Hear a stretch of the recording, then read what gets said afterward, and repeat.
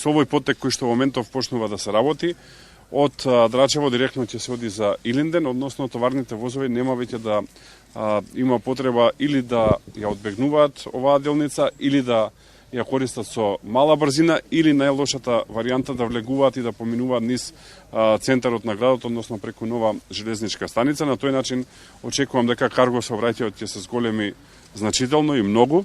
А втората делница е она што и веќе беше кажано околу идејата, визијата за градски воз, која што пополека станува реалност. Имаме 3 траси, првата која што оди од Зелениково преку Драчево, Јане Сандански, помеѓу Кисела вода и аеродром и нова железничка веќе се работи, а в година ќе се работат и другите две.